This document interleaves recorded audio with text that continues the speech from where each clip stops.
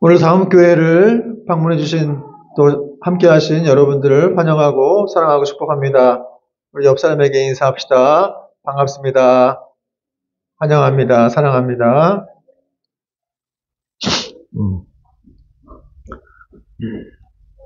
날씨가 많이 추워졌습니다. 여러분 건강에 유의하시고, 날씨가 많이 추워져서 이제 마음이 이렇게 움츠려들 수가 있는데, 여러분 믿음의 사람들은 이렇게 날씨가 춥더라도 마음만은 움츠러들지 않았으면 좋겠어요. 항상 우리의 주님이 함께 하심을 믿으면서 담대하게, 씩씩하게 또 한 주를 살아내는 저와 여러분 되길 바랍니다.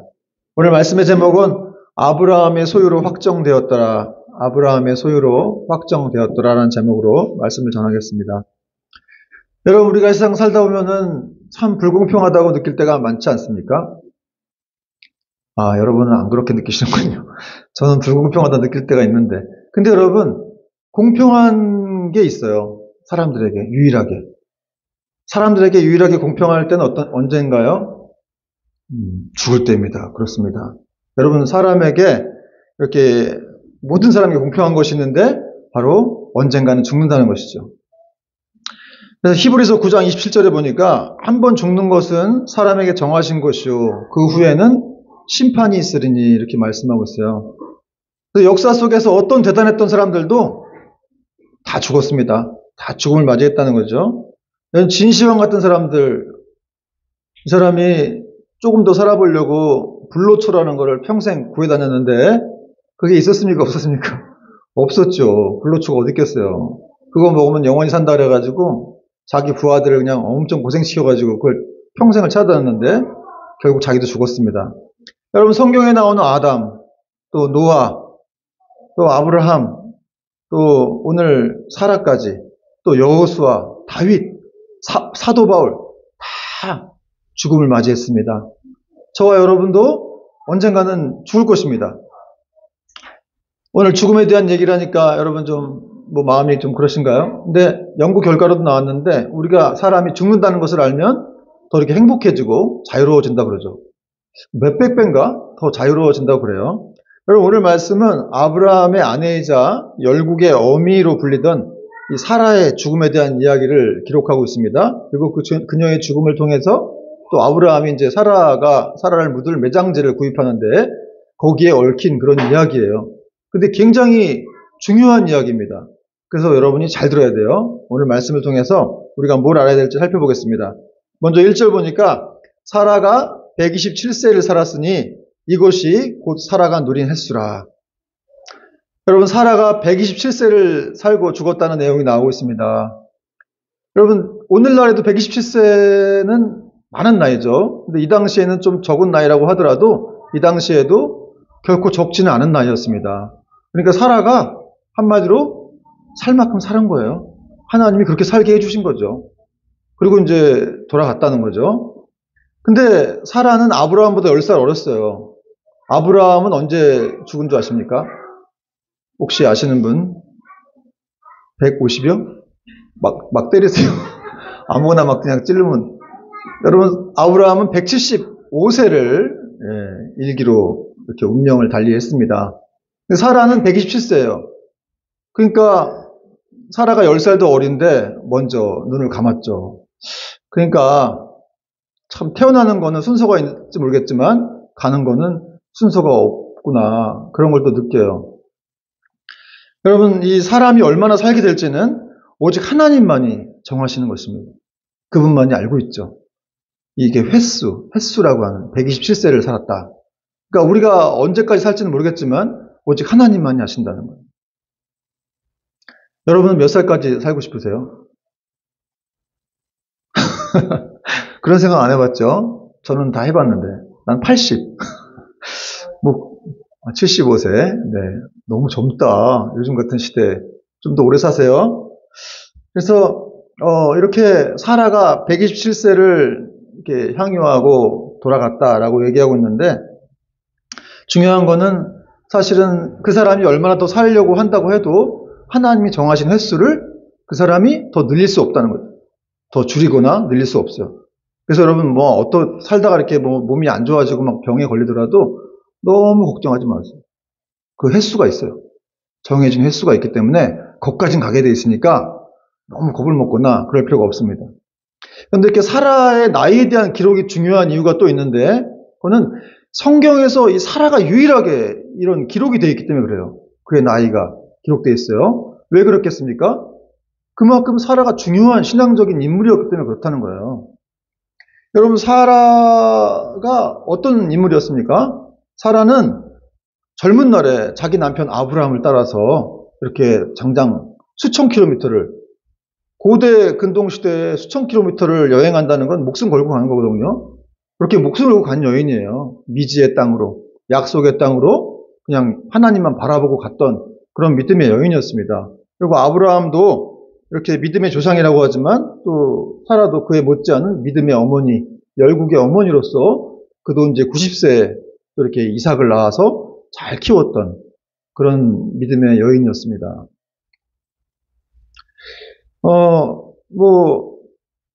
사라가 아들을 낳기까지 여러 가지 또 고난을 겪었죠. 쉽게 아들을 낳지 못했잖아요. 그러니까 막 멸시도 당하고 자기도 어려움 당하고 그런데 그 모든 과정을 어쨌든 다 겪어내서 그걸 이렇게 이겨내고 또 자기 아들을 하나님의 사람으로 잘 키워냈다는 거예요. 그러니까 그거 하나만으로도 사실은 이 사라는 굉장히 그 후손들에게 아주 기억될 만한 그런 믿음의 성도였다는 것이죠. 믿음의 사람이었습니다. 비록 사라가 어떤 장군처럼 이스라엘을 무슨 전쟁에서 승리로 이끈 그런 사람도 아니고 또 예레미야나 이사야처럼 고난받는 백성들에게 위로하는 그런 예언자도 아니지만, 그러나 자기 아들 이 이삭이 누구예요? 그 후손으로 누가 오세요? 예수님이 오시는 거 아니에요. 그 예수님이 오시게 될 그 후손을 잘 키웠다는, 믿음의 아들로 잘 키웠다는 것만으로도 이 사람은 후세에 영원히 기억될 그런 믿음의 여인이었다는 거예요. 그래서 여러분, 베드로전서에도 이제 사라에 대해서 이제 기록하는 내용이 나오고 있는데, 그러므로 여러분, 사람은 세상에 태어나서 얼마나 큰 업적을 이루고 우리가 얼마나 대단한 일을 했는가가 중요한 것이 아니고, 진짜 중요한 건 뭐예요? 하나님이 나에게 맡겨주신 작은 일을 할지라도 그 일을 잘 이뤄내는 것. 그것이 바로 정말 중요하다는 사실입니다. 여러분, 예수님을 생각해 보세요. 예수님은 하나님의 아들이었지만 그 하늘 보좌 영광을 버리고 이 땅에 오셔가지고 그냥 가난한 사람과 같이 살면서 또 결혼도 안 하셨어요. 33세에 돌아가셨습니다. 우리가 지금 33세 다 넘고 있는데 그분은 그냥 33세에 돌아가신 거예요. 그분이 이 땅에 오셔가지고 학교 짓고 병원 만들고 커다란 무슨 기업을 짓고 만들고 이런 게 아니잖아요. 그냥 가난한 사람들과 함께하고 그들을 위로해주고 또 병자들을 치유해주고 또 하나님 나라를 모르는 그들에게 복음을 전하는 그런 일을 했어요. 그런 일을 했기 때문에 이 유대인들이 헷갈려했죠. 메시아는 더 강하게 와야 되는데 군왕이나 어떤 장군쯤으로 생각했는데 그냥 너무 연약해 보이니까 유대인들이 더 예수님을 안 믿었던 거죠. 너무 초라해 보이니까. 근데 왜 예수님이 이런 일을 하셨느냐? 그것이 바로 하나님 나라 또 하나님의 뜻이었기 때문에 그분의 사명대로 예수님이 살았다는 겁니다. 여러분, 하나님께서는 우리를 이 땅에 보내실 때 각자에 대한 계획을 다 세워놓으셨죠. 여러분에 대한 목적이 있습니다. 그런데 우리가 삶의 어떤 벽에 부딪히다 보니까 그런 목적을 잃어버리고 살 때가 너무 많다는 거예요. 그러니까 여러분, 사실은 중요한 거는 그렇게 하나님이 주신 그런 계획대로 살아가는 것, 그 목적대로 살아가는 것이 참 중요해요. 여러분, 인생이 그렇게 대단하다고 생각하시는 분들인지 모르겠는데 여러분, 인생은 그렇게 대단한 게 아닙니다. 그렇죠? 여러분이 이루지 못한 어떤 내 꿈이라든지 또 뜻한 바가 이루어지지 않았다고 해서 슬퍼할 필요가 없어요. 그게 내가 뜻한 바고 내가 꿈꾼 거고 그럴 수 있잖아요. 하나님과는 관계없이. 여러분, 진짜 중요한 건 하나님이 나에게 맡겨주신 사명을 그냥 작은 일이랄지라도 하루하루 그 일을 잘 감당해내면 하나님이 기뻐하시고 영광을 받으신다는 거예요. 근데 우리는 너무 큰 것만 생각하고 너무 높은 것만 생각하고 너무 잘 되는 것만 생각하니까 거기에 비하면 나는 너무 초라한 것 같고 내 인생은 잘못된 것 같고 헛된 것 같고 이렇게 생각을 할 수가 있다는 것이죠. 여러분, 인생의 목적은 그 신앙 교리에도 나오지만 하나님을 영원토록 즐거워하고 그분을 영화롭게 하는 것입니다. 그런 의미에서 우리는 뭐 인생이 거창하다고 생각하고 또 그렇게 못 나가서 막 슬퍼하고 힘들어하는 사람도 있지만 그렇지 않아요. 여러분의 삶에서 또 가정주부라면 그 안에서 이렇게 행복해하고 하나님을 즐거워하고 영화롭게 한다면 그것이야말로 복된 인생입니다. 저는 지금 개척교회 목사로 부름을 받았으니까 여기서 어떻게 해야 되겠어요? 사실 개척교회를 하게 된 건 저는 이제 청빙을 준비하고 있었기 때문에 개척교회를 하게 된 건 제 뜻은 아니었죠. 그러나 하나님께서 저에게 이렇게 뜻을 두고 있었던 거예요. 그러니까 여기 와서 이렇게 제가 있으면서 일로 부르신 하나님의 뜻을 제가 이루어 가야 되겠죠. 여기 와가지고 막 괴로워만 하고 힘들어만 하면 안 된다는 거죠. 여기서 이 강서구에 하나님 부르신 이유가 있겠거니 생각하고 이 지역 사람들에게 복음을 전하고 또 우리가 지금 반찬 사역 같은 걸 하고 있지 않습니까? 그런 일을 통해서 또 1인 가족들, 또 예수님이 필요한 분들에게 사랑과 향기를 전하는 그런 일을 하면 되는 거예요. 그리고 또 이제 하나님 보내주신 여러분들을 제가 소중히 여기고 사랑하고 또 말씀을 잘 양육해서 하나님의 사람들로 제자들로 잘 세워나가는 거. 이게 작은 일입니까? 이게 쉬운 일도 아니고 작은 일도 아니에요. 대형 교회를 이루고 뭐 큰 교회만 하고 물론 우리 교회가 더 부흥하고 성장할 수도 있겠지만 그건 주님이 하실 일이죠. 그냥 이 하루하루 이렇게 최선을 다하다 가다 보면 그렇게 가는 거예요. 그렇게 가면 가는 거고 또 안 돼도 그냥 또 상관없고 그냥 하나님을 위해 삶을 살면 되는 것이니까요. 자, 오늘 계속해서 2절 말씀을 보니까 또 사라가 죽은 장소와 그 죽음에 대한 이제 아브라함의 슬픔이 기록되고 있는데요. 2절 보니까 한번 같이 읽을까요? 2절 시작. 사라가 가나안 땅 헤브론 곧 기럇 아르바에서 죽음에 아브라함이 들어가서 사라를 위하여 슬퍼하며 애통하다가. 사라가 죽은 장소가 어디예요? 헤브론이에요. 헤브론은 이제 기럇 아르바라고 하는데 기럇 아르바는 좀 어려운 말처럼 보이지만 이 기럇라고 해서 성읍이란 뜻이고 아르바는 아낙 자손의 조상의 이름이에요. 그러니까 이제 아르바 아낙 자손의 성읍 뭐 이런 뜻입니다. 그러니까 여기 이제 아낙 자손들이 거인 족속들을 말하잖아요. 그런 사람들이 살고 있었던 것 같아요. 그 기럇 아르바. 이 헤브론이 왜 중요하냐? 이 헤브론이라는 곳에서 사라가 죽었는데 그것이 중요한 이유는 바로 이 믿음의 조상 아브라함 가문이 가나안 땅에 거주하면서 거기에 뿌리를 내렸다는 것을 이제 보여주고 있기 때문에 그렇습니다. 예전에 아브라함이 가나안 땅 처음 왔을 때 가나안 땅에 기근이 있었고 애굽으로 내려갔잖아요. 거기서 어려움을 겪고 막 그냥 자기 부인 뺏길 뻔했는데 하나님의 은혜로 탈출을 해가지고 다시 가나안 땅에 돌아왔어요. 그리고 그 이후로 계속 여기서 살은 겁니다. 몇십 년을. 그러니까 한마디로 여기 지금 아브라함이 여기서 뿌리를 내려가지고 다시 돌아온 이유는 뭐겠어요? 이 가나안 땅이 바로 하나님이 나에게 주신 약속의 땅이다라는 그런 믿음이 있었기 때문에, 확신이 있었기 때문에 아브라함이 돌아온 거예요. 그런데 거기에 바로 자기 부인 사라까지 이제 묻혔다. 그리고 이제 또 보니까 아브라함이 사라가 죽자 아주 슬퍼하고 애통해했다. 그런 말이 나오고 있는데, 여러분 슬퍼하고 애통했다는 말이 아주 작은 소리로 이게 울었다는 것이 아니라 큰 소리로 울면서 아주 애통했다는 거예요. 큰 소리로 울면서 눈물을 흘리며 슬퍼했다는 것을 말합니다. 여러분 이렇게 자기 부인 죽었을 때 당연히 슬퍼해야 되겠죠. 얼마나 같이 있던 배우자가 동고동락했던 배우자가 먼저 갔으니까 얼마나 슬펐겠어요. 자기 부인 죽으면 뭐 그냥 어디 뭐 화장실 가서 뭐 웃는다 뭐 이런 이상한 말도 있는데 그런 사람들은 참 이해가 안 되죠. 여러분 그렇게 평생을 같이 했던 배우자가 그렇죠?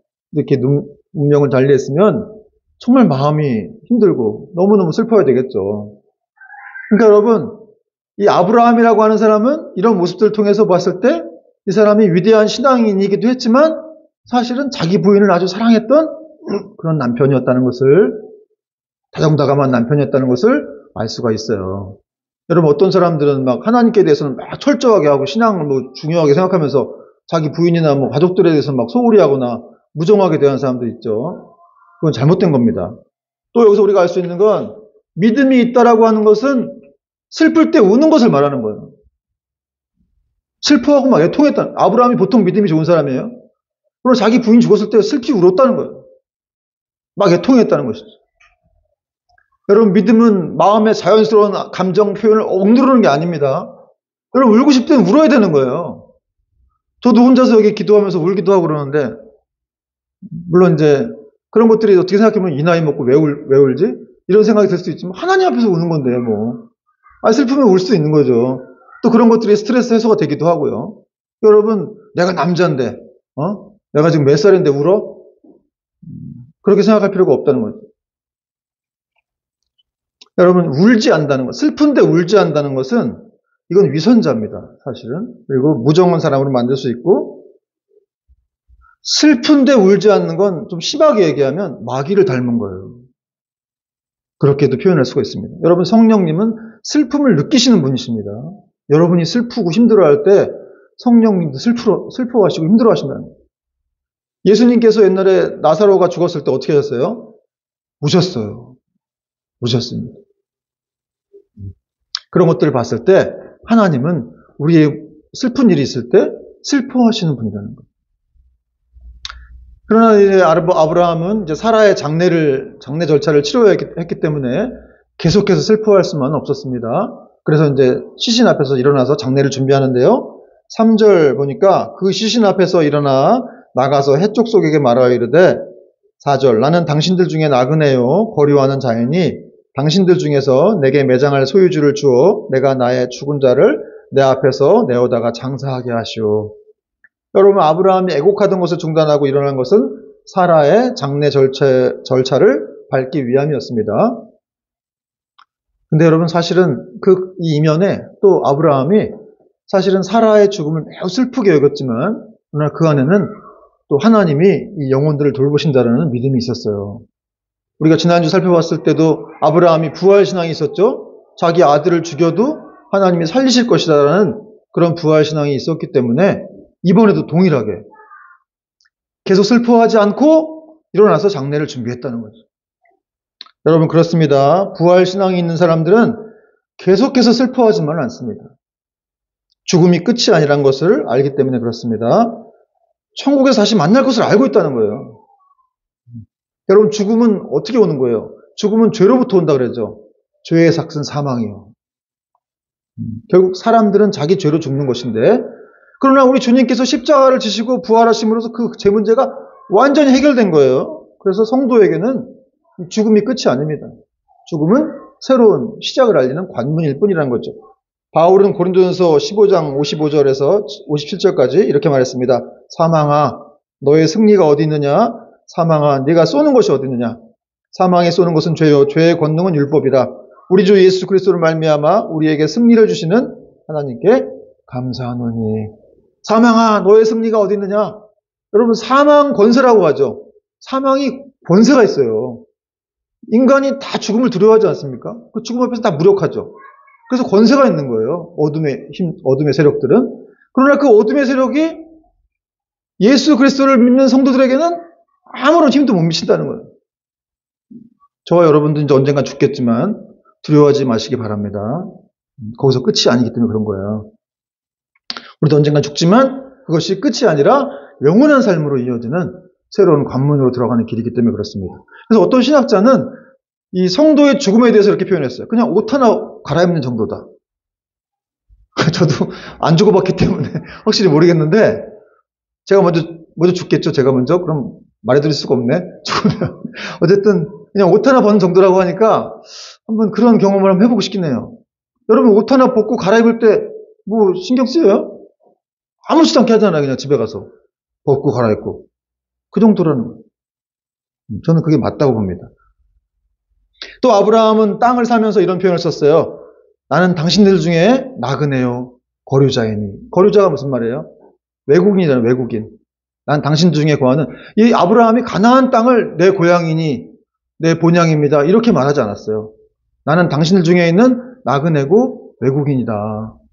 왜 그랬겠습니까? 아브라함이 하늘에 있는 진짜 본향을 바라보았기 때문에 자기는 이 땅에서 나그네로 살고 있다는 걸 얘기하는 거예요. 여러분, 우리도 나그네 의식이 필요합니다. 여러분, 이 땅에서 나그네죠. 우리도 외국인이에요. 그런데 많은 크리스찬들이 이 의식이 없기 때문에 그냥 욕심을 부리다가 어려움을 당하게 되는 거죠. 여러분, 우리가 이 세상에서 아무리 많은 땅을 사두고 많은 돈을 모아둬도 그거 못 가져갑니다. 다 놔두고 가야 되는 거예요. 그러니까 우리는 잠시 나그네로 있다 가기 때문에 그런 것들을 다 놔두고 가죠. 근데 그렇다고 해서 이 세상 일을 소홀히 여겨라, 이런 말은 아닙니다. 이 세상 삶을 무시하고 어차피 난 나그네니까 대충 살아도 되지 뭐, 응? 막 해도 되고 막 살아도 되고, 이런 얘기를 하는 거 아니에요. 나그네지만 이 세상의 삶에 대해서 소중히 여겨야 됩니다. 살아있는 동안은, 하나님 살려주신 동안은. 사실 아브라함이라는 사람도 지금까지 보면 이 사람이 하나님이 축복을 주셔가지고 굉장히 많은 부를 축적했었어요. 그리고 그도 많은 종들이 있었습니다. 굉장히 부자고 종들도 많은데 자기가 지금 나그네라는 얘기를 하고 있는 거예요. 나는 나그네고 외국인이다. 존경스럽죠? 그러니까 문제는 뭐냐? 이 부와 가치를 어떻게 우리가 사용할 것인가? 여기에 우리는 포커스를 맞춰야 한다는 것이다. 만약에 여러분을 하나님이 축복하셨다. 그럼 그때 가서도 그냥 인간적인 욕심으로 막 그냥 재산에 집착하고 이런 인생을 살지 말라는 거예요. 어떻게 살아야 됩니까? 하나님이 우리에게 맡겨주셨죠?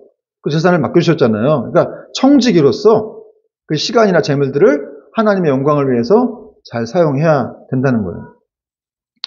저는 그런 의미에서 제가 지난번에 한번 얘기했지만 이 주윤발이라는 배우가 참 대단한 것 같아요. 다시 한번 또 칭찬하고 싶어요. 9천억이라는 재산을. 제가 제 아내한테인가? 야, 어떻게 저렇게 번 돈을 이렇게 좀 연예인이다 보니까 쉽게 번 거라고 생각해서 제가 좀 9천억을 벌었는데 어떻게 이렇게 기부를 다 하지? 하여튼 뭐 연예인들은 뭐 돈도 잘 버니까 뭐 이랬더니 우리 와이프가 아유, 뭐 쉽기만 했겠어? 정말 얼마나 어렵고 그런 순간들을 다 견뎌내고 돈을 저렇게 모았겠나 이런 얘기를 하는데 그렇지. 뭐 어쨌든 우리 평 사람들보다는 연예인들이 돈을 잘 벌긴 하지만 쉽지는 않았을 것 같다는 생각이 들긴 하더라고. 그 평생 동안 모은 돈. 근데 그런 돈을 9천억 가까이 되는 돈을 그냥 이렇게 기부를 했다. 참 크리스찬도 아닌데 이 사람이 공수래 공수고 불교 용어지만 빈손으로 왔다가 빈손으로 간다 이런 얘기를 하면서 그냥 하루에 2끼면 족하다. 와, 참 저는 저는 이 형님을 정말 사랑합니다. 그래서 난 정말 제가 홍콩에 한번 가보고 싶어요. 그래서 이분 지하철 타면 만난다 그래요. 그래서 지하철 타가지고 이분 만나서 전도하고 싶어요. 솔직히 진짜. 너무 안타까운 거야. 아, 정말 예수님을 알려주고 싶은 그런 마음이 들어서 우리가 앞으로 일본도 선교를 갔지만 홍콩도 가야 되나? 뭐 이런 생각도 해보게 되었습니다. 여러분, 우리 성령님께서는 우리가 이 땅을 살아가면서 이렇게 정말 우리를 사랑하시기 때문에 우리에게 나그네라는 의식을 심어주세요. 여러분이 그런 생각이 들어가는지 모르겠지만 하나님은 심어주십니다. 어떻게 해서든지. 지금 제가 이게 설교를 말하고 있으니까 이런 걸 통해서 들을 수도 있고 또 성경을 통해서 들을 수도 있고 어떤 경우를 통해서든지 너희가 나그네다라는 것을 알려주시죠. 그래서 고난도 주시고 더 이렇게 세상에서 막 잘되게만 하지 않으십니다. 하나님 나라를 바라보게 하기 위해서. 그런데 그것이 바로 축복이라는 것을 우리는 알아야 한다는 것이죠. 자, 이제 매장지를 사겠다는 아브라함에게 해족속은 그냥 가져가라고 말합니다. 5절 보니까 해족속이 아브라함에게 대답하여 이르되 내 주여 들으소서 당신은 우리 가운데 있는 하나님이 세우신 지도자이시니 우리 묘실 중에서 좋은 곳을 택하여 당신의 죽은 자를 장사하소서. 우리 중에서 자기 묘실에 당신의 죽은 자 장사함을 금할 자가 없으리이다. 여러분, 해족속은 이제 히타이트 족속의 후손들, 그 분파라고도 얘기를 하는데 굉장히 아주 힘이 센 강력한 민족이었는데 이 사람들이 아브라함에게 내 주여 이렇게 표현했어요. 내 주여. 또 당신은 하나님이 세우신 지도자이시니까 그냥 우리 중에서 땅 중에서 아무거나 가져가서 매장지를 삼으세요. 우리 중에 이의를 제기할 사람은 아무도 없습니다. 이렇게 지금 해족속이 얘기를 한 거예요.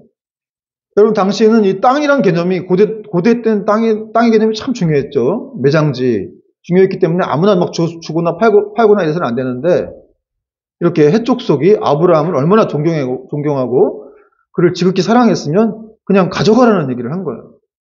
결코 쉬운 일이 아니었습니다. 여러분, 비록 아브라함이 이 땅에서 나그네로 살았지만 그는 아주 강력한 민족으로부터 사랑받고 아주 지극한 존경을 받은 그런 사람이었다는 거죠. 여러분, 크리스찬으로서 우리가 그런 삶을 살아야 될 줄로 믿습니다. 마태복음 5장 16절 보니까 이같이 너희 빛이 사람 앞에 비치게 하여 그들로 너희 착한 행실을 보고 하늘에 계신 너희 아버지께 영광을 돌리게 하라. 우리의 착한 행실을 통해서 하늘 아버지께 영광을 돌리게 하라는 것이죠. 그냥 주겠다는 이 해촉속의 말에 아브라함이 어떻게 하냐면 몸을 굽혀가지고 아주 사양을 합니다. 7절, 8절 보니까 아브라함이 일어나 그 땅 주민 해촉속을 향하여 몸을 굽히고 그들에게 말하여 이르되 나로 나의 죽은 자를 내 앞에서 내어다가 장사하게 하는 일이 당신들의 뜻일진데 내 말을 듣고 나를 위하여 소아리 아들 에브론에게 구하여 9절 같이 한번 읽어보세요. 시작. 그가 그의 반머리에 있는 그의 막벨라 굴을 내게 주도록 하되 충분한 대가를 받고 그 굴을 내게 주어 그래서 매장할 소유지가 되게 하기를 원하노라. 아멘. 여러분 아브라함이 안 됩니다. 그리고 이제 몸을 굽혔는데 이게 대충 이렇게 허리를 숙인 정도가 아니라 무릎을 땅에 대고 엎드린 걸 말해요. 아주 지극한 그런 겸손으로 이 사람들의 어떤 이 공짜로 주겠다는 것을 거절한 것이죠. 그러니까 여러분 아브라함이 정말 존경받을 만합니다. 이방인이지만 이렇게까지 겸손한 사람이었어요. 몸을 굽혀가지고 그러지 마십시오. 그리고 무슨 말을 하냐면 나는 충분한 대가를 9절에 보니까 충분한 대가를 받고 그 굴을 내가 받고 싶다. 여러분 아브라함은 그냥 준다고 해서 안 받았어요. 이 강력한 민족이 뭐 준다고 몇 번을 얘기했는데도 안 받는 거예요. 여러분 아브라함은 아무리 작은 것이지만 그는 분명하게 하려고 했던 것이죠. 훗날 어떤 일이 있을지 모르는 것에 대해서 아주 분명하게 해주려고 했던 겁니다. 여러분 많은 신앙인들이 이렇게 공짜라고 하면 다 좋아하는 경향이 있죠. 우리가 구원을 은혜로 받았습니다. 여러분 구원은 공짜입니다. 근데 구원이 공짜라고 해서 그냥 공짜로 뭘 준다고 했을 때 다 그냥 가져가서 그냥 그것만 바라보고 있고 그런 사람들도 있어요. 저도 이제 이 말씀 준비하다 좀 찔렸는데 저도 좀 공짜를 좀 좋아하는 것 같아가지고 저도 참 이렇게 목사가 이렇게 공짜 좋아하면 되나? 하여튼 이전 교회에서 늘 많이 받다 보니까 이런 생각이 막 들더라고요. 내가 그걸 받았으면 안 되는 것도 있겠고 뭐 제가 이상하고 받은 건 아닙니다. 뭐 주례해주면 넥타이 받고 뭐 이런 건 이제 생각해 보니까 아브라함은 이걸 다 거절했구나 하면서 물론 어떤 경우 받아야만 되는 경우도 있긴 있어요. 그 사람이 너무 막 힘들어하거나 싫어하는 경우도 있어서. 근데 아브라함의 경우는 작은 거 하나도 그냥 대가를 치르려고 하는 그런 마음이 있었다는 거예요. 제가 예전에 들은 얘기인데 어떤 마트에서 대형마트인가 무슨 이벤트를 했대요. 비닐봉투 하나씩 주면서 여기다가 재고품 넣어서 가져갈 수 있는 만큼 가져가라고. 근데 그 봉투를 넘어가면 안 되는 거예요. 그런 게 있었다고 그러더라고요. 그랬더니 그 어떤 아주머니들 저 앞에 앉아가지고 다 뭘 하고 있더래요. 그러니까 비닐을 늘리고 있는 거예요. 비닐을 막 늘리면서 최대한 이렇게 잡아당겨가지고 거기다 가져가려고. 여러분 참 이 공짜들을 사람들이 그렇게 좋아한다는 거죠. 여러분 공짜 이 교회도 그렇습니다. 교회 헌금도 교회 돈도 이게 사역을 할 때 보면 공짜라고 이렇게 생각되는 그런 마음이 있어서 그런지 그걸 막 쓰게 되는 막 사먹고 막 이런 경우도 있는 걸 보면 돼요. 자기 집 돈은 그렇게 안 쓰게 되는데 교회 돈이라고 하면 그렇게 또 쓰게 되고 또 여러분 뭐 우리가 공짜가 뭐 있습니까? 또 이렇게 나이가 들었지만 계속해서 누군가에게 뭔가를 부모님에게 뭘 받기도 하고 또 주변 사람들에게 뭘 받기만 하는 사실 여러분 예수님도 말씀하셨지만 받는 것보다 더 기쁜 건 주는 것이다. 그런 말씀하셨기 때문에 사실은 받으려고 보다는 주는 인생이 되어야 한다는 거죠. 여러분 아브라함은 정말 이렇게 아주 훌륭한 신앙인이었어요. 그래서 그는 항상 정당한 대가를 치르고 얻으려고 하는 의식이 있었습니다. 이 사람은 부자예요.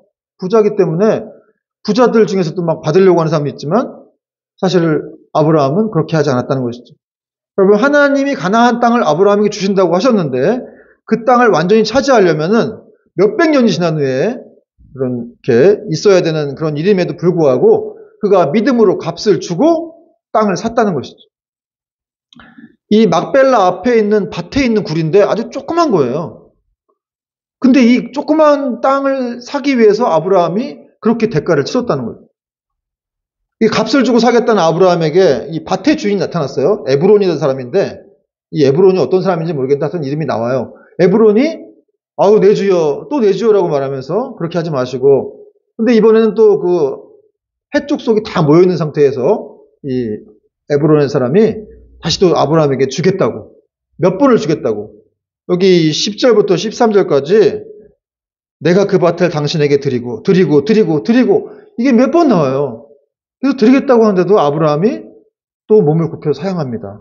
12절 보니까 아브라함이 이에 그 땅의 백성 앞에서 몸을 굽히고 나를 정말 이 일을 합당히 여기면 내 말을 들어달라. 그 밭을 내가 값을 주고 사게 해달라. 이렇게 아브라함이 청합니다. 그런데 또 에브론이 14절에 보니까 아브라함에게 아니 비용 필요 없으니까 제발 좀 가져가세요. 아주 뭐 이렇게 서로 막 시소 게임하는 것처럼 그렇게 14절 보니까 에브론이 아브라함에게 대답하여 이르되 내 주여 내 말을 들으소서 땅값은 은 400세겔이나 그럼 솔직히 돈 얘기를 은 400세겔을 얘기를 하는 건 또 이렇게 뭔 의미인지 모르겠는데 그냥 가져가라고 하면서 사실 400세겔인데요. 뭐 이렇게 얘기를 합니다. 근데 결국 아브라함이 이 은 400세겔을 주고 샀어요. 참 대단합니다. 아브라함도 이 해족도 대단하고 아브라함 대단합니다. 16절 보니까 아브라함이 에브론의 말을 따라 에브론이 해족 속에 드는 데서 말한 대로 상인이 통용하는 은 400세겔을 달아 에브론에게 주었더니 17절 마므레 앞 막벨라에 있는 에브론의 밭 곧 그 밭과 거기에 속한 굴과 그 밭과 그 주위에 돌린 모든 나무가 18절 같이 읽겠습니다. 18절 19절 시작 성문에 들어온 모든 해족 속이 보는 데서 아브라함의 소유로 확정된지라 그 후에 아브라함이 그 안에 사라를 가나안 땅 마므레 앞 막벨라 불에 장사하였더라. 마므레는 곧 헤브론이라. 20절 같이 읽겠습니다. 이와 같이 그 밭과 거기에 속한 굴이 해족 속으로부터 아브라함이 매장할 소유지로 확정되었더라. 오늘 말씀드린 뭐예요? 아브라함의 소유로 확정되었더라. 이 쉽게 확정된 게 아니라 정말 이렇게 결국 믿음으로 아브라함이 그 땅을 사고 결국 그 땅 가나안 땅이 아주 작은 일부지만 거기가 바로 이스라엘의 땅이 됐다. 이 말이에요. 여러분 오늘도 이 16절에서 20절까지 보니까 아브라함의 소유로 확정되었다는 말이 두 번이나 강조가 되고 있습니다. 중요하다는 거죠. 그 땅이 이제 아브라함의 소유가 되었다는 거. 이게 왜 중요하냐. 여러분 해족 속에 3번씩이나 그냥 가져가라고 이렇게 얘기했는데 여러분 우리 같으면 어떻게 하겠어요? 응? 감사합니다. 얼른 가져가겠죠. 아리가또 막 이러면서 할렐루야 이러면서 가져가겠지 모르겠는데 아브라함은 절대 그렇게 안 하고 대가를 치렀다는 것이죠. 그렇다면은 여러분 아브라함은 왜 굳이 이렇게 공짜로 가져가라고 그렇게 몇 번씩이나 간절히 요청하는데도 불구하고 대가를 치루었을까요? 왜 그렇습니까? 그는 하나님의 약속의 말씀을 믿었다는 거예요. 믿었기 때문에. 아브라함은 말씀을 따라 사는 사람이었죠. 그래서 나중에 네 자손을 이 땅에서 아주 별과 같이 하늘의 바다의 모래와 같이 많게 하겠다는 그 하나님의 약속을 믿었다는 거예요. 그래서 그 땅을 확실하게 하기 위해서 그 땅을 대가를 주고 산 거죠. 혹시 나중에라도 뭐 이렇게 소유권 분쟁이 생길 수 있을까봐 아브라함이 많은 사람들이 보는 앞에서 확정을 지은 겁니다. 여기는 하나님의 땅이야. 우리의 땅이야. 근데 이렇게 가나안 땅에 이스라엘 백성이 언제 들어와요? 수백 년 뒤에 들어와요. 수백 년 뒤에. 근데 그럼에도 불구하고 아브라함이 믿음으로 먼저 그렇게 믿음의 발자취를, 믿음의 족적을 딱딱 찍었다는 거예요. 여러분, 이 아브라함이 해족소로부터 산 이 매장지, 동굴이 오늘은 사라가 묻혔지만 그 후에 자기도 아브라함도 묻힙니다. 그리고 자기 아들 이삭도 여기 묻히고 그의 부인 리브가도 묻히고 또 야곱도 묻힙니다. 그의 부인 레아도 여기 묻히게 된다는 거예요. 그리고 요셉 또한 그가 애굽에서 총리를 하고 있었지만 나중에 내 무덤, 내 뼈를 가나안 땅으로 가져가라. 그런 말을 하죠. 자기가 지금 애굽에서 총리를 하고 있지만 사실은 자기 그 후손들에게, 백성들에게 이 우리의 정체성은 어디에 있어야 되는지를 분명히 말해준 거예요. 이 가나안 땅에 이스라엘 백성들이 들어올 때, 광야 생활 끝나고 들어올 때 이 헤브론 땅을 제일 먼저 차지한 사람이 누군지 아십니까? 여기 지금 아낙자손이 산다 그랬죠? 아낙자손. 아낙자손들, 거인들 족속들이 살고 있는데 아주 공격하기가 힘든 땅이었는데 갈렙이죠. 갈렙이 이 산지를 내게 주셔서 해서 85세의 나이에 그러니까 여러분 이스라엘은 그냥 믿음으로 살고 믿음으로 그냥 행하는 사람들인 거예요. 85세 된 할아버지가 그 땅을 취해서 헤브론을 자기가 소유하게 됩니다. 이 갈렙이라는 사람은 이스라엘 유대인도 아니죠. 이방인이었어요. 그 참 이게 유대인들은 그냥 뒷전에 가 있고 믿음으로 행하는 모든 사람들은 다 이방인들이 많아요. 예수님 시대에도 그랬고. 그랬기 때문에 그런 어떤 이런 이 전조들이 지금 우리에게까지 이렇게 우리가 지금 우리도 이방인인데 그렇게 우리에게 이방인까지 복음이 넘어오게 된 거라고 생각이 됩니다. 여러분, 하나님의 약속이 이렇게 정말 영원하다는 것을 여러분 우리가 믿습니까? 그렇다면은 하나님의 약속이 현재만 뿐만 아니라 먼 훗날에까지도 유효한다는 것을 우리가 믿어야 돼요. 그리고 그걸 믿는 사람들은 당장 지금 내가 해야 할 일을 하는 사람입니다. 여러분은 지금 어떤 일을 위해서 지금 믿음의 대가를 치르면서 믿음의 발자취를 걸어가고 있습니까? 여러분, 우리가 정말 믿음이 있다면, 하나님의 약속을 믿는다면 우리가 지금 오늘 이 순간이라도 믿음의 족적을 남겨야 되는 거예요. 대가를 치러야 한다는 것이죠. 어떤 기업을 하는 사람들이 있다면 하나님이 그 기업에 축복하실 걸 믿고, 언제 축복하실지 모르겠지만 그걸 믿고 믿음의 대가를 치르는 거예요. 믿음의 발자취를 행하는 것입니다. 여러분의 가정에 문제가 있거나 여러분의 가정을 하나님이 축복하실 것을 믿고 또 구원받게 하실 것을 믿고 또 믿음의 씨앗들을 뿌려야 되는 거죠. 믿음으로 행동하고 그 발자취를 거둘 때 하나님이 이렇게 역사를 하신다는 거예요. 저는 지금 개척교회를 하고 있으니까 제가 해야 될 일은 뭐겠어요? 뭐 처음부터 거대한 걸 기대하는 게 아니겠죠. 지금부터 제가 할 수 있는 소소한 일들, 아주 작은 거. 근데 그게 작은 게 아니라는 거예요. 여러분을 양육하고 우리 같이 기도하고 예배드리고. 제가 제 친구한테 개척교회 한 친구가 있는데 제가 야 너도 참 대단하다 이런 생각을 하고 나는 사실 하나님 앞에서 이렇게 막 열심히 내는 것 같지는 못하고 참 많이 부끄럽다 이런 말을 했더니 제 개척 선배 친구가 그런 말을 하더라고요. 네가 거기서 그 자리에서 이렇게 버티고 있는 것만으로도 대단한 거야. 그게 훌륭한 일이고 그게 하나님 일이고 그게 지금 잘하고 있는 거야. 여러분이 그 직장에서 버티고 있는 것만으로도 하나님이 정말 칭찬하시는 거예요. 여러분이 가정 일을 하면서 아기 키우고 직장 일하고 그 힘들고 모든 상황들 속에서 그냥 그 궤도를 벗어나지 않고 거기서 버티고 있는 것만으로도 하나님이 축복하시는 거예요. 그게 믿음의 일이라는 거죠. 여러분 자녀도 마찬가지잖아요. 자녀 키우는 것도 하나님의 일입니다. 여러분 이게 결코 작은 일이 아닙니다. 우리 아이들 정말 잘 키워서 이 아이들이 나중에 정말 신실한 종들이 된다거나 아주 훌륭한 평신도들이 된다고 한다면 이것만큼 복된 일이 어디 있겠습니까? 내가 대학 때 이렇게 잘 나가고 과거엔 잘 나갔는데 지금 이렇게 집에서 애나 키우고 진짜 이게 뭔가 내 인생이 이게 뭔가 이렇게 생각할 수 있지만 결코 그렇지 않다는 거예요. 그 일을 통해서 하나님이 어떻게 하실지 모르기 때문에 그렇습니다. 그 아이를 어떻게 키우실지 모르겠다. 오늘 사라가 믿음의 자손으로 믿음의 이렇게 신앙의 선조로 하나님이 이렇게 세우신 이유는 그가 아브라함을 따라와서 믿음으로 자기 아들 이삭을 잘 키웠다는 거예요. 그러므로 여러분 우리가 오늘 하나님의 약속을 믿고 이렇게 믿음으로 행하는 발자취마다 하나님이 축복하신다는 사실을 믿어야 됩니다. 그리고 그 믿음으로 우리는 또 한 줄을 걸어가는 것이죠. 여러분 믿음은 대가를 치르고 또 발자취를 따라 걷는 것입니다. 결코 믿음은 죽어있는 것이 아니죠.